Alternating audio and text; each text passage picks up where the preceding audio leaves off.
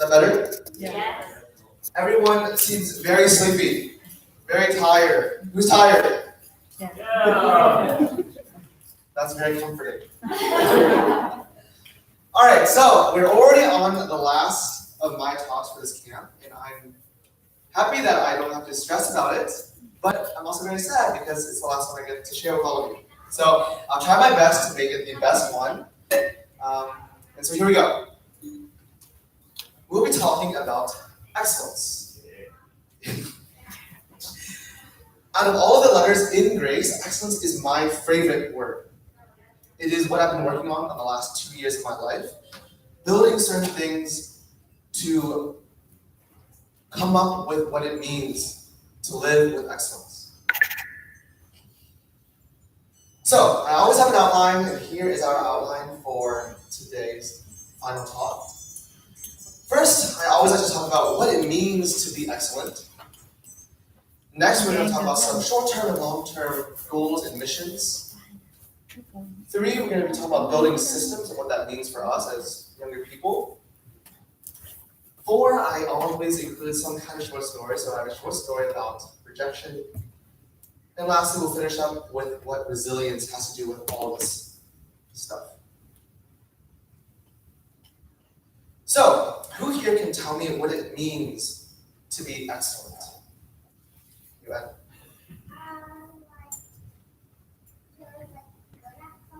You are good at something, yes. How about you are the best at something? How do you know that? Wow. So maybe do you do sports and you are very good at swimming. Some might say that you're excellent at swimming. That's the kind of words that people use to describe how good you are.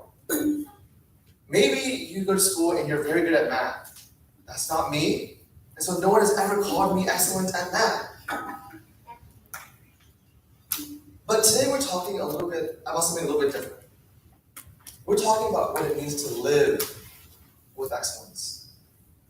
It's a slight nuance, but it's very, very important.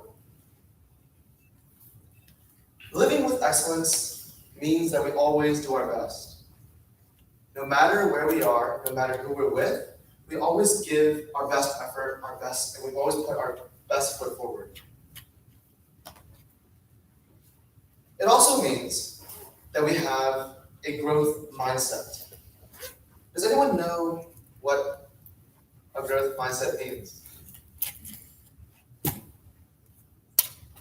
Yes. Always striving to be better.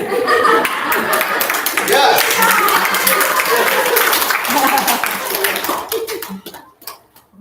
So this is actually a psychological thing, psychological theory.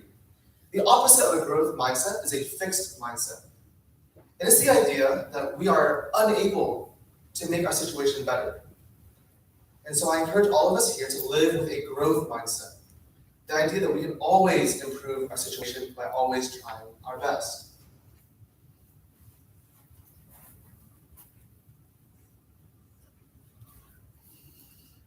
Now, a few years ago, I came across this video. It's a short speech from one of my favorite actors, Matthew McConaughey.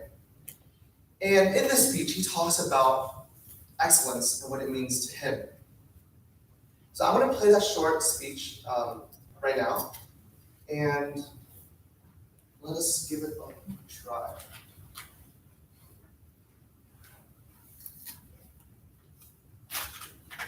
When I was 15 years old, I had me to say, who's your hero? And I said, I'm not going to think about that. Give me a couple of weeks. I come back 2 weeks later. This person comes up and says, who's your hero? I said, I thought about it. You know who it is? I said, it's me in 10 years. So I turned 25 10 years later. That same person comes to me and goes, so are you a hero? And I was like, not even close. No. She said, why? I said, because my hero is me at 35. So you see, every day, every week, every month, and every year of my life, my hero is always 10 years away. I'm never going to be my hero. I'm not going to attain that. I know I'm not. And that's just fine with me because that keeps me with somebody to keep on chasing. So to any of us, whatever those things. All right, that is the only part of the clip that I wanted to play, because I think it is the most important part of the clip. Living with excellence is not a final state. It's not a final goal. Because excellence is not something that you can just attain and have it with you forever. It's elusive. It's always something that we should chase after. And that is what Matthew McConaughey is speaking about. And when I say, Now, what does this have to do with short-term and long-term goals and missions?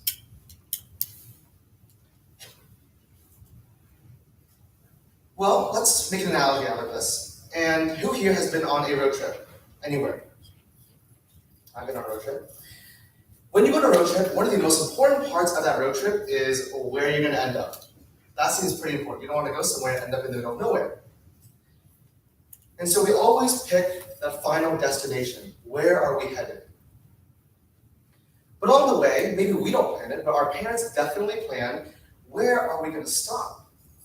Do we need to stop to get food? Do we need to stop to get gas? Do we need to stop for the night?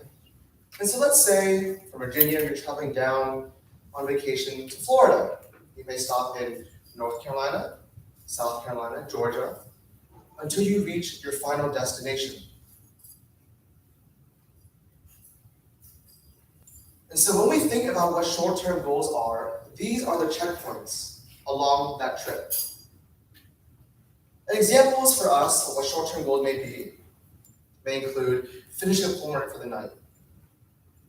Maybe saving up money to buy more boba tea, even though you buy it every day. Or maybe even this morning, maybe your goal was that you really wanted to win the big game. Short-term goals are things that are very immediate to us. Maybe the same day, and most maybe the next day, or very close time frame.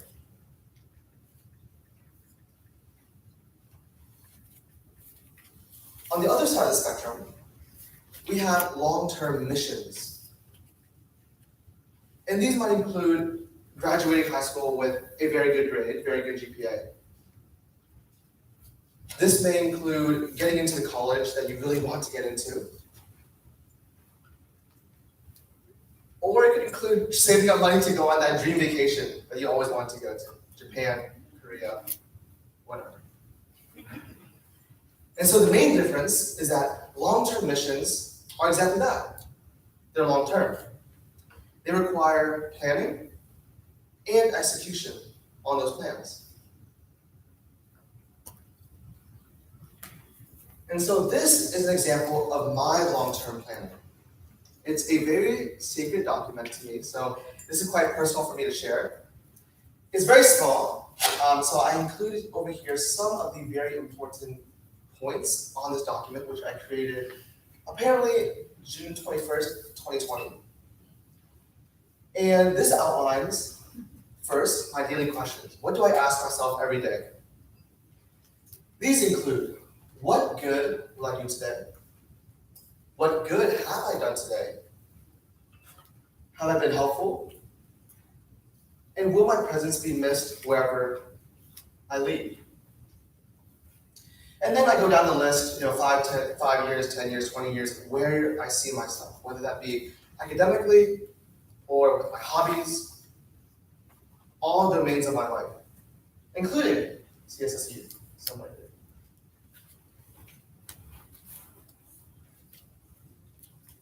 Long-term goals include us acknowledging that we're all works in progress, that we're not perfect, and we have a lot to look forward to if we just plan accordingly.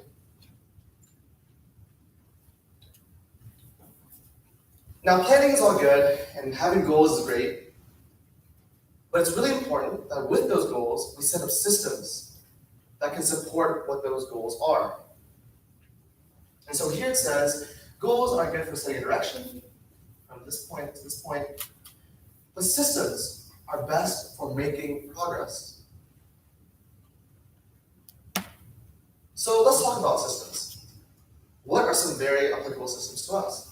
Maybe in the morning we set up the morning alarm that we missed during camp because everyone sleeps in. Maybe during our days we set up a to-do list, certain tasks that we have to get done by the end of the day. And very similarly, maybe we create a schedule what time needs to do what, which clients we have to meet if you have a job. These are all kinds of systems that we are building for ourselves.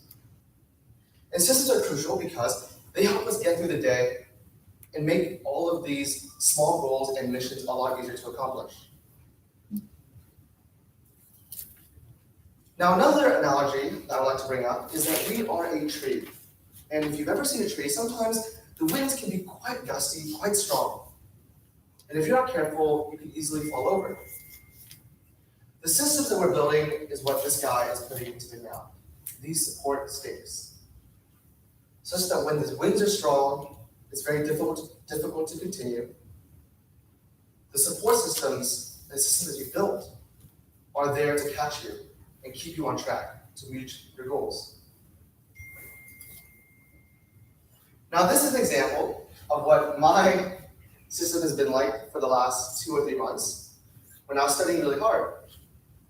I only kind of included half of it, but waking up very early and blocking out certain times of my day to do the things that I know I need to do.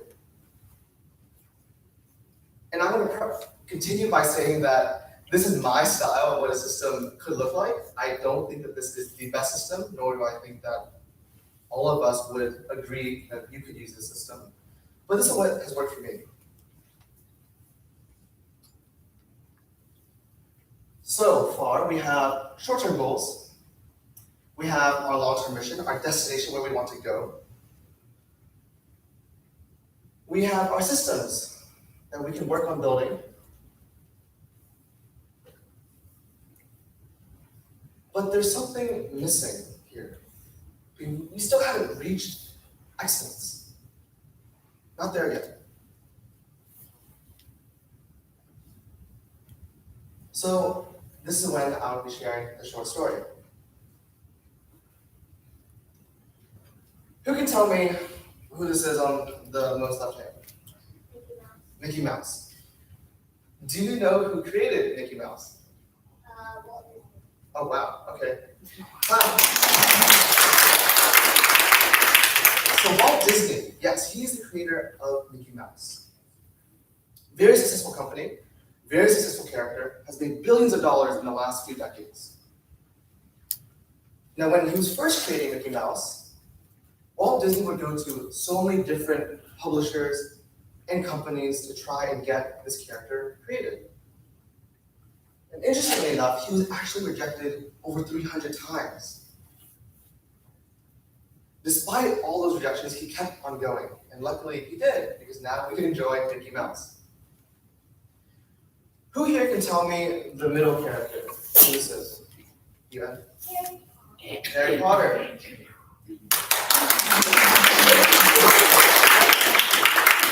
Does anyone know who created Harry Potter? J.K. Rowling. Yeah, J.K. Rowling.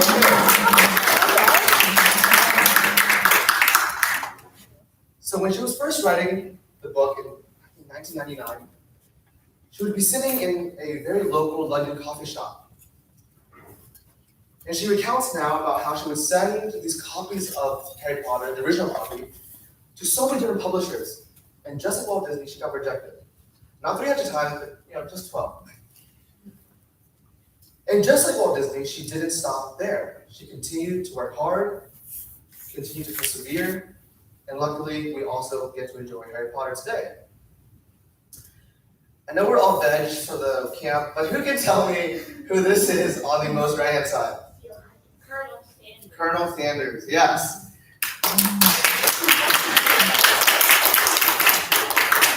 And so it's very clear, Colonel Sanders created KFC, which is a fast food chain for fried chicken. He created this chain when he was actually getting quite old in his age. He had retired from his previous job, and he was actually driving around different cities, going to different local stores to pitch his recipe. And even worse than Walt Disney and J.K. Rowling, he got rejected 1,009 times for the same recipe. And luckily, he kept on going, and we can enjoy KFC today. Or not today, whenever we can. So these kinds of stories, these famous people who have done so much represent how resilience can bring about the best of us. And that is the final point. That is perhaps the missing piece. So what is resilience? Resilience is not giving up. When things get tough, we get tougher. Resilience is also about practice and hard work. We can't expect that if we never practice something that it'll be very good the first time. And so practice makes perfect. And resilience is also about an attitude that I can do it. Even when people doubt you, even when people around you don't support you, you should believe that you can do whatever you want and that you can do it well.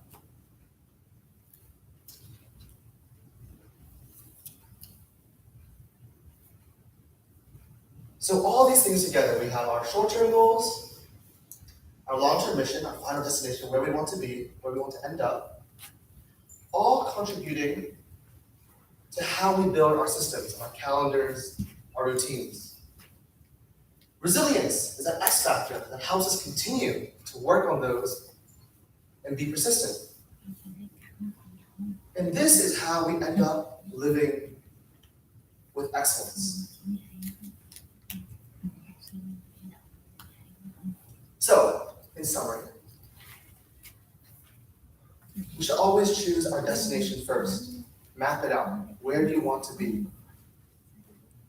Next, make sure you know where you're going to be going in the short term, the next checkpoint. Then, try to build a system that works for you. It's not going to work for everybody, but what will optimize what you need to do? Then stay resilient, stay strong. Like Walt Disney, like J.K. Rowling, just like Colonel Sanders. And lastly, we have to believe that everything will be okay. So often, we get a bad test score, we have a bad day. Something's wrong with our friends, and it seems like the world is collapsing. Believe that everything will be okay. And all of these points together is how we live with excellence. So, thank you.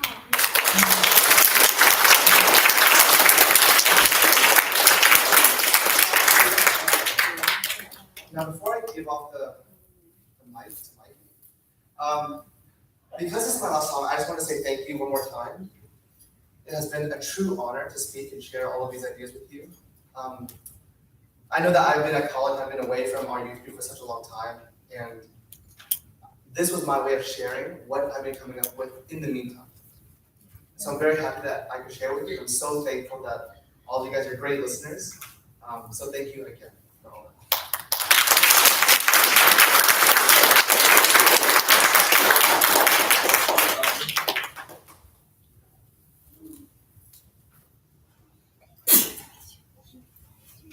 All right, thank you, Austin, for the wonderful presentations. I don't know about you guys, but I really look forward to the presentations. I really like them. I'm sad that this is the last one, but I hope that you guys, thank you for being good listeners again, and I hope that you've all learned something from the presentation. I know you might probably not going to remember every single thing that was said about each one of the 5 letters of the acronym, but hopefully, like Austin said, you may not remember what people have said, but you remember how they made you feel. And if you're like me, then you probably, hopefully, you felt a little bit inspired by some of the presentations. Inspired to make yourself better and to improve on some of the things that we do on a day-to-day basis and improve our mindset to see the world in a more positive manner. And hopefully, you'll take some of these lessons into the future. And yeah, one last thank you to Austin for the amazing presentation.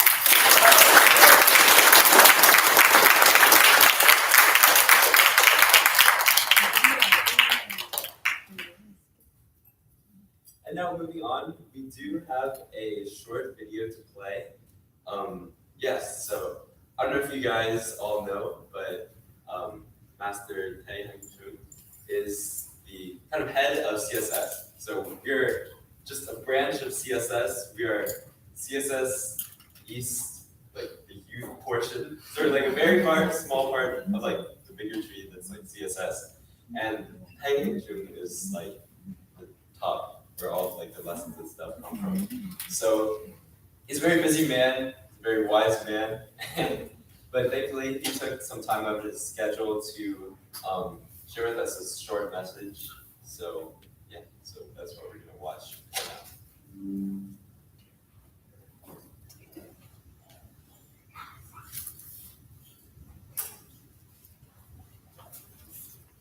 Good morning, my friends. Hangi asked me if I can introduce myself to all of you because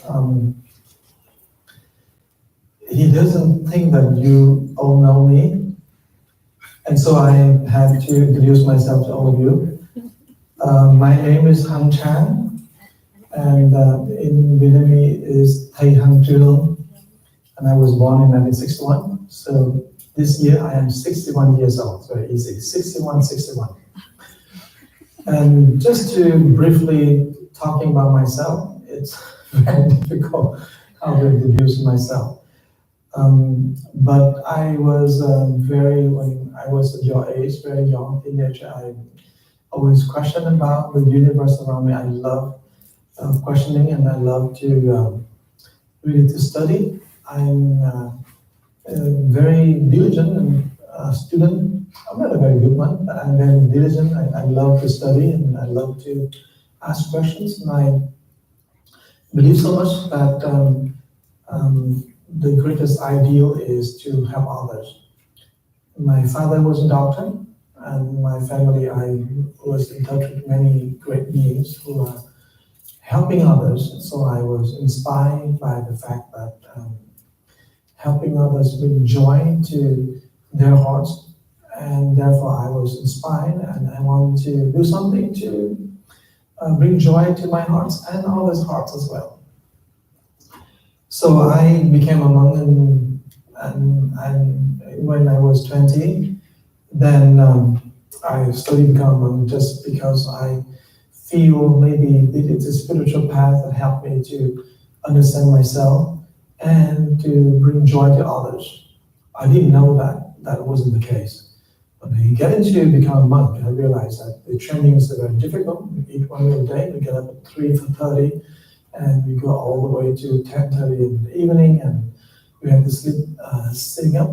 And we have a whole bunch of regimens and rules and regulations that are very difficult to follow.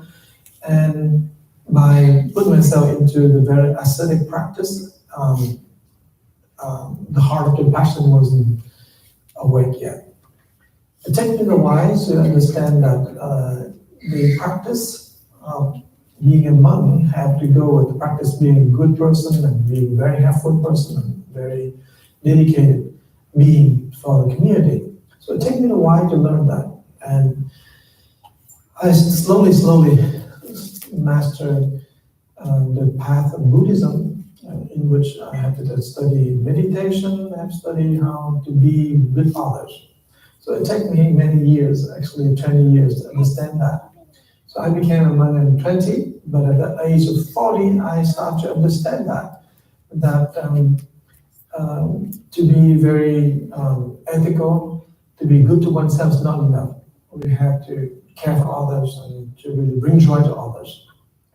So it took me to a different path, and it asked that I had to dedicate myself to serve the community, and therefore I got into Orange County, the community, Vietnamese community in Orange County, and started to teach integral Tai Chi, one of the means so that I can benefit many seniors, adults, and basically Vietnamese people who live in Orange County. And I slowly start to see that building community is as important as building one character. Sometimes our characters have flaws, but that can be mended. We can change our character, but to build a community, we have to be flawless, and that is, we have to dedicate ourselves. We cannot be selfish. And I start to see that people around me change because they can see themselves. They can see potential in themselves, and they can understand that heart of compassion is the root, the core of everything. So the big community has become very important, not only to me, but to many people around me. And we slowly realize that integral Tai Chi, teaching people to have a very good and healthy habit of living is not enough. Something has to be more, and that more is not adding more, but develop the core of that health and healthy living and awareness, and that core is a spiritual core.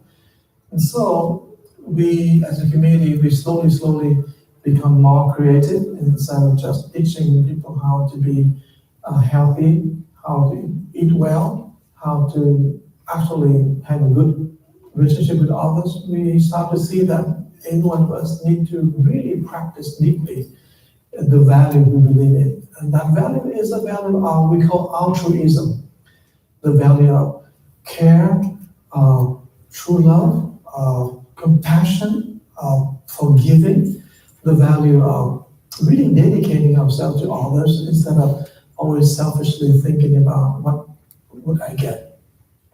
I slowly start to see that myself become very insignificant, but the community is more and more significant in its own way. And the life of the community is more important for sure. And I start to see that many living beings, many people, men and women in the community, they start to show their greatness. And the greatness is that they have very big heart. Their big heart and their compassion is really shining through.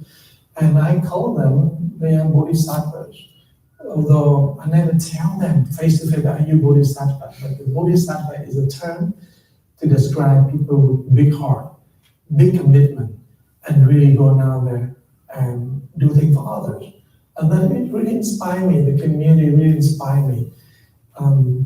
And I was inspired to know that to be a monk no longer is as important to be someone that can give love, care, forgiveness, acceptance, and really help others to grow. I feel that is something so inspiring to my life. And I start to see that a lot of time people think monk is a level higher than normal, regular people. But I think that's a wrong notion. It seems the reverse is the truth, and that to be a monk is to serve. And to build community, to build the ground for people to grow is simply the mission of someone follow the spiritual path.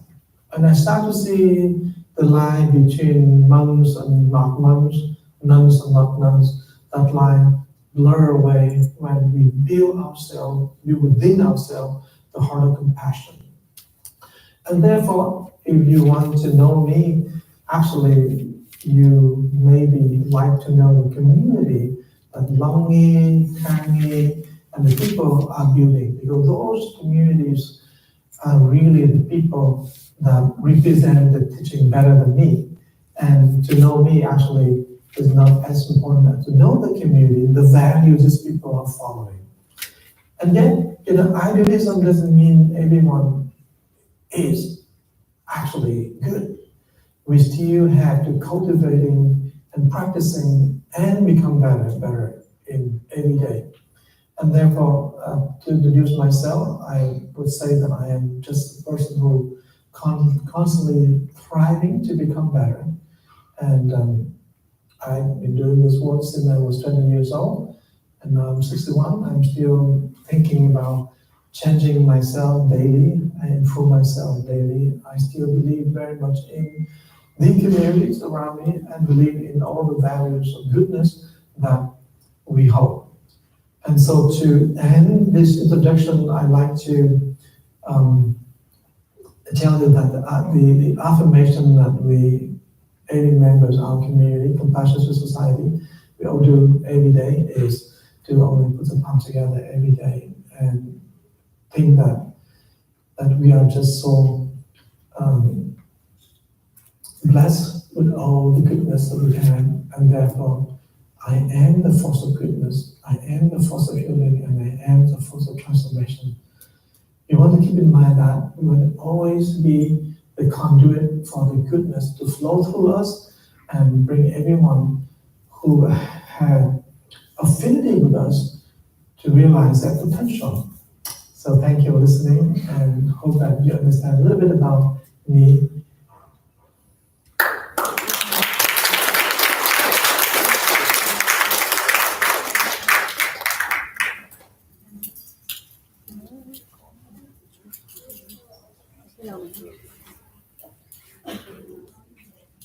All right.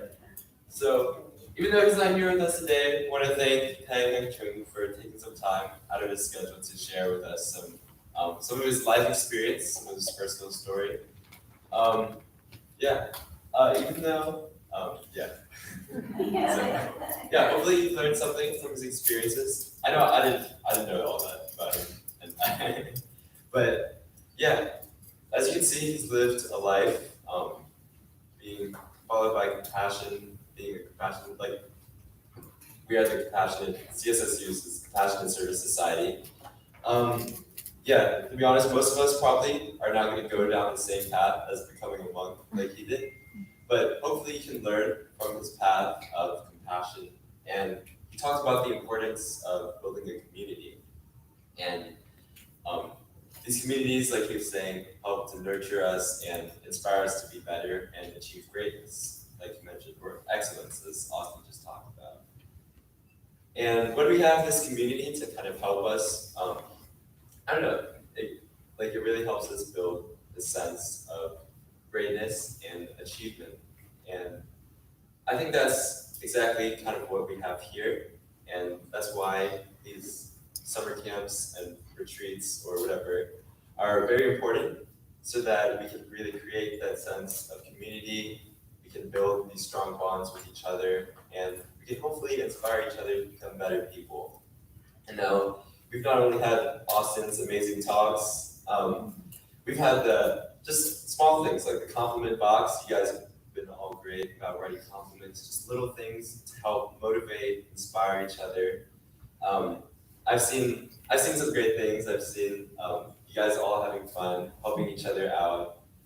Whether it's the little things like letting the adults get for food first, or just sharing things with others in general. I've seen some great things over the course of these past few days, and I'm really proud of the community that we're shaping to be. So, and you guys should all be proud too. So, just another round of applause for Thay's speech.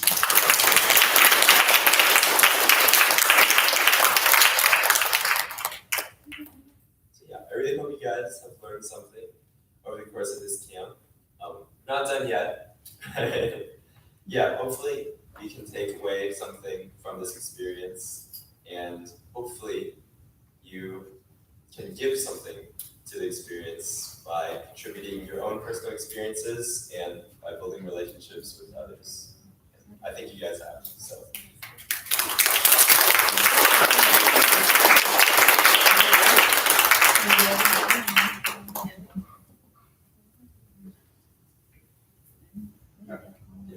So, just before we, I guess this is kind of like, we always do some sort of talk, just doing an overview of the year, overview of our group as a whole. So, I know you guys already know it now, but I'm going off to college, Amelia's going off to college. So, every year things change up a little bit as certain people leave and newer people step up. So, let's just take a moment to acknowledge, we just want to make it very clear, our planning, we have like a planning team. But if you're on the planning team, it's a little complicated, right? So, like obviously the camp is a huge event. Just planning for class. Yeah, there's always people who are ready to pitch in. We have like a big group of people who always help with events and stuff. And that's kind of our like large planning team. And yeah, we're just very thankful for them because we can't do any of the stuff we have today without the help of our own members. But we, there are certain members of the team who are like, I guess, coordinators.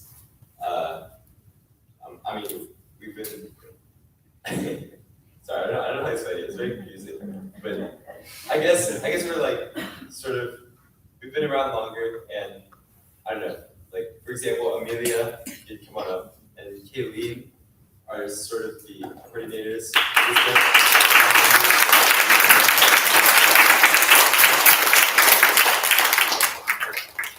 So yeah, Amelia and Kayleen and I have been working very hard along with Patrick and all the other planning team members to plan for the camp and for other class events and just everything that goes on in CSS Youth.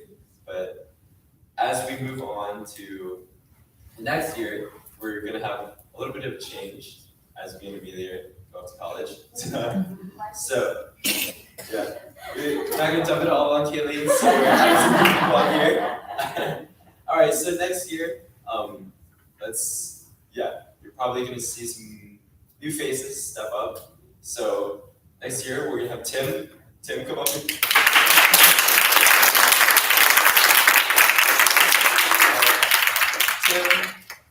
has been around. Tim has been around for a long time, and I know you guys see him. He's great. He's funny. You love him. All right. Madison.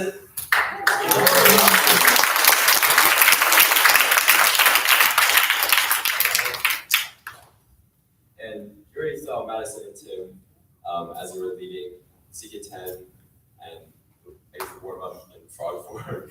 So you'll definitely be seeing more of that next year. And we also have Ashley.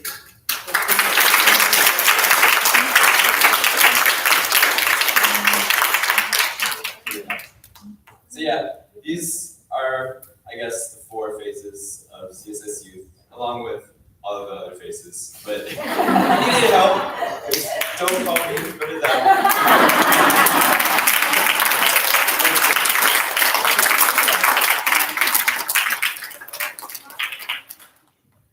All right, so yeah, really thank you guys for all your contributions. I guess I'll thank everyone. Thank you to these guys for their amazing work. You guys have really stepped up over the past year, 2 years, other years, with all the planning and dedication you put into our group. So a round of applause for you guys.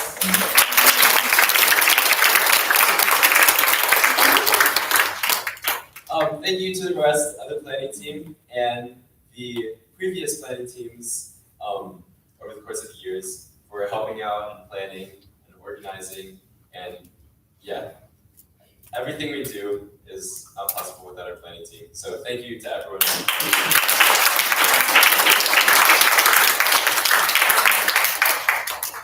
And thank you to everyone else, all of you other youth who show up and participate. Because obviously, if we don't have anyone to participate, then we're not really doing anything. So thank you guys.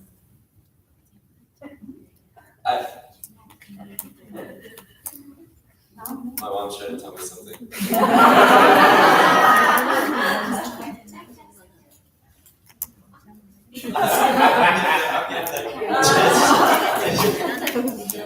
So thank you to all of you. We always have new faces in here. It's nice to see some new faces. It's nice to see old faces too. I love seeing faces.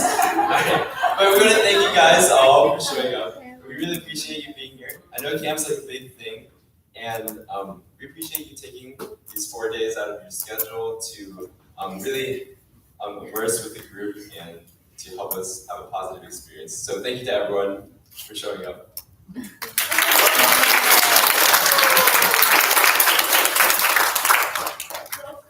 stay closer. So first,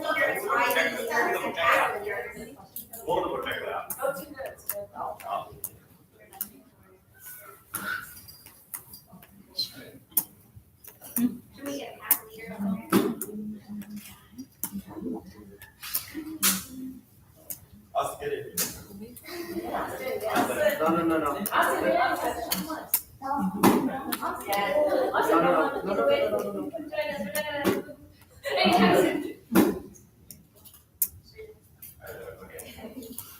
I guess I'm just talking. So thank you also, of course, I always say this all the time, but thank you so much to the wonderful parents for being there and supporting us through this journey. Thank you for the investment you've made in your children and the investment you've made financially.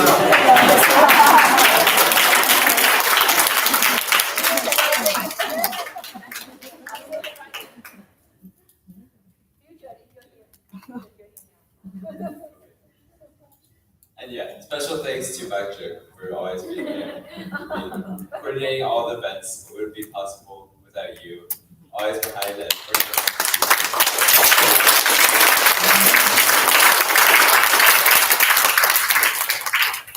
Alright, thank you guys. I'm gonna pass the mic on to Ashley.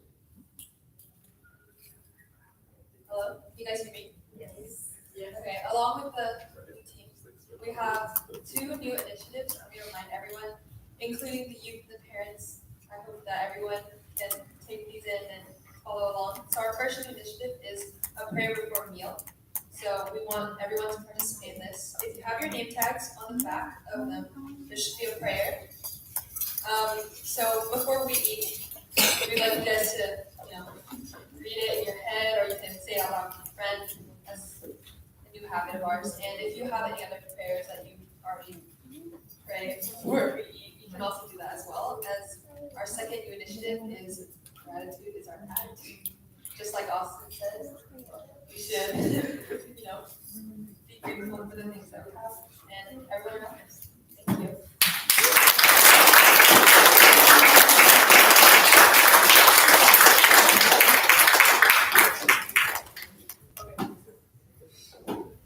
If everyone can help with cleaning up the mats and the cushions, we're going to start indoor games now.